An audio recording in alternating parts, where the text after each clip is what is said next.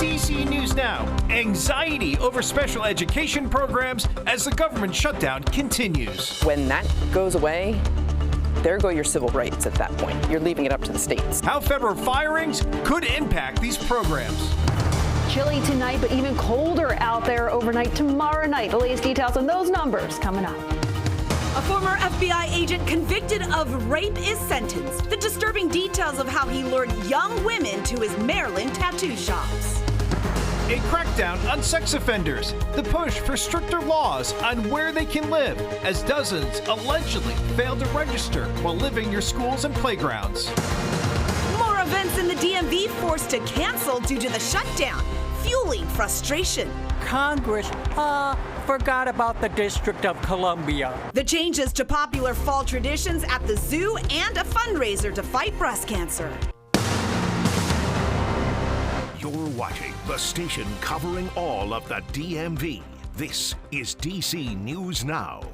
It is the end of day 15 in the government shutdown, and Democrats say they are not backing down. Hi, everyone. Thanks so much for joining us for DC News Now. I'm Susan Tran. And I'm Chris Flanagan. As we enter week 3 of the shutdown, Senate Democrats again rejecting a Republican bill to reopen the government. Senate Majority Leader John Thune emphasizing Republicans will not negotiate until Democrats vote with them to reopen the government. Republicans are now planning new votes on individual spending bills starting tomorrow with a defense legislation to make sure military members get paid, but it's unclear what else GOP members will be attaching to the proposal and if Democrats will support it. A federal judge now putting a temporary stop to President Trump's efforts to fire thousands of federal workers during the shutdown. The judge says the cuts appear to be politically motivated and are being carried out without much thought. Right now, federal workers are not able to access their work emails or even speak with anyone with human resources to help them through the process.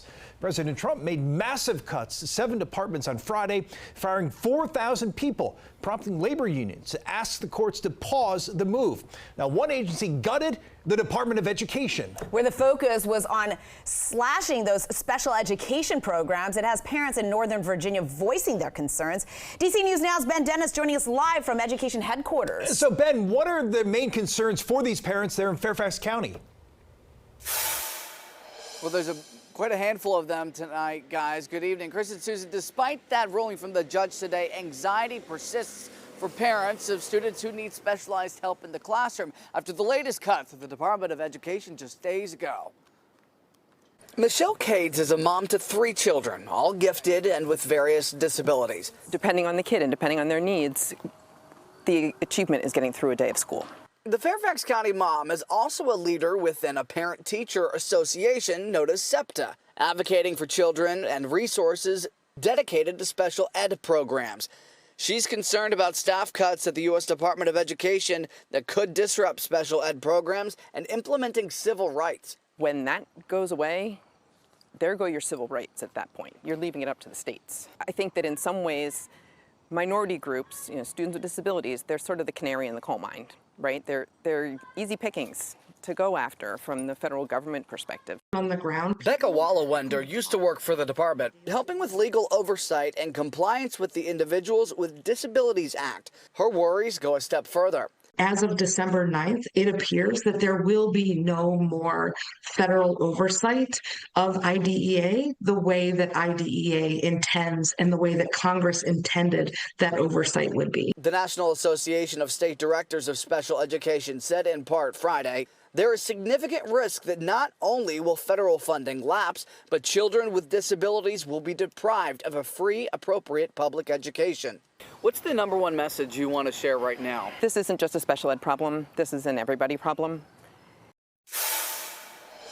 And during her confirmation hearing in front of the United States Senate earlier this year, now Education Secretary Linda McMahon was asked about what happens to the funding for special education programming in the future. She suggested it might be in the hands of the Department of Health and Human Services. Now, once the federal government reopens, who knows if these cuts will persist again, given today's decision from that federal judge.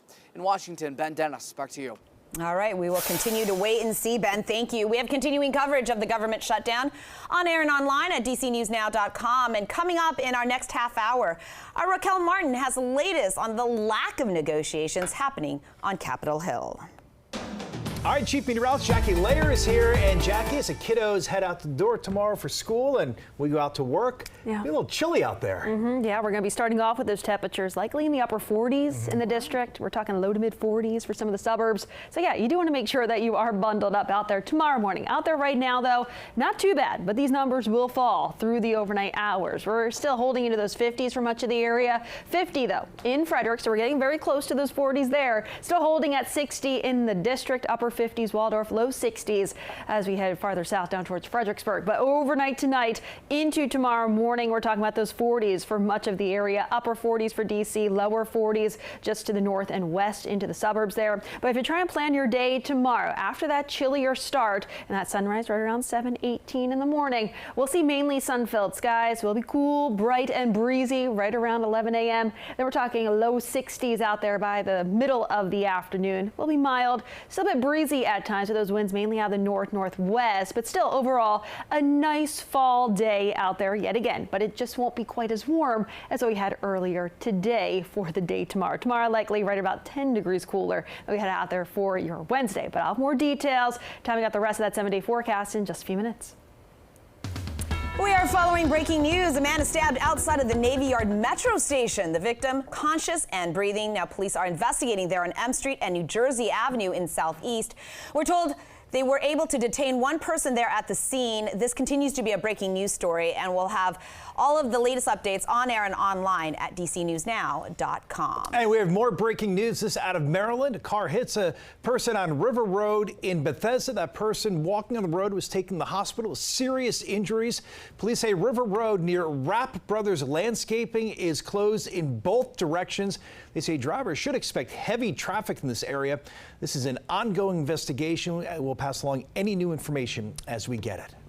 Now to a former FBI agent who is set to spend the rest of his life in prison for raping 3 young women in Montgomery County. A judge sentencing Eduardo Valdivia to 60 years in prison. The 41-year-old lured the women into his tattoo studios under fake modeling contracts, then sexually assaulted them.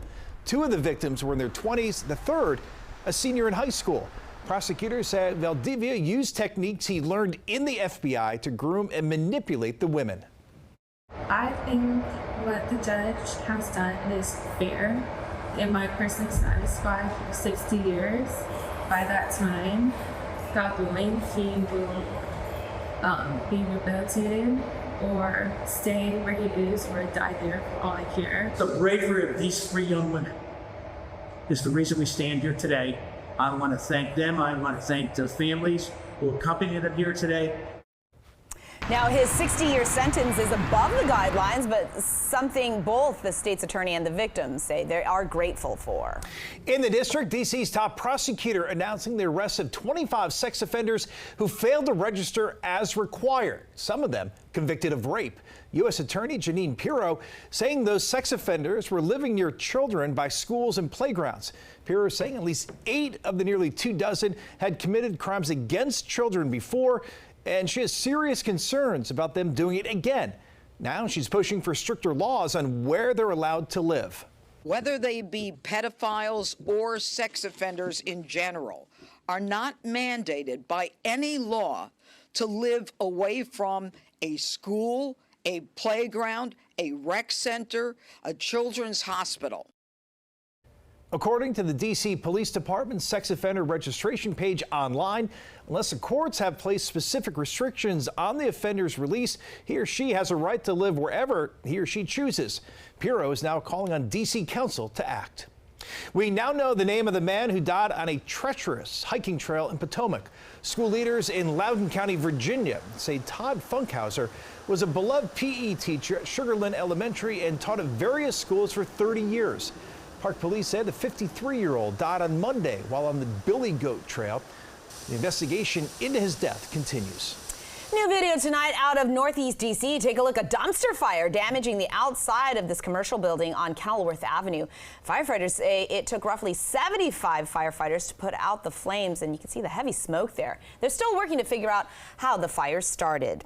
And it was a working smoke detector that helped to save a Maryland family and their pets. Firefighters saying that the flame started in Montgomery County in the home earlier this morning.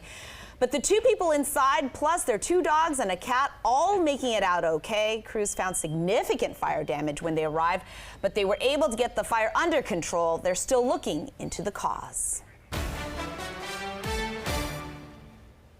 DC News Now is your local election headquarters. Election day less than 3 weeks away in Virginia. Tomorrow, Jay Jones and Jason Miyares go head-to-head for the only time in the Attorney General's race. That debate will be held at the University of Richmond. While Jones's texting scandal will likely be a major topic, political science professor Rich Maher says Jones has to continue to atone for his behavior while trying to turn the debate into a discussion focused on policy. If he's able to get the sort of narrative, the public thinking a little bit more about what the job of Attorney General is and why Miyares might be bad for it, that would be a win for Jones. And while Miyares is expected to focus on those texts, Maher says Miyares still has to talk about the issues affecting Virginia voters. Likes his job. He likes the stuff he does. He's proud of what he does. And he might be interested in actually kind of laying out and making the case, not just why you should vote against Jones, but vote for him. Well, that debate tomorrow night will be live streamed on the University of Richmond's website. New tonight, the Grammy goes to potentially a Northern Virginia music teacher. The choral director over at Woodlawn Secondary is a semifinalist for this very prestigious Music Educator Award. Bill Podolaski teaches music, co-directs the student musicals, and leads the school's choral program there in Arlington.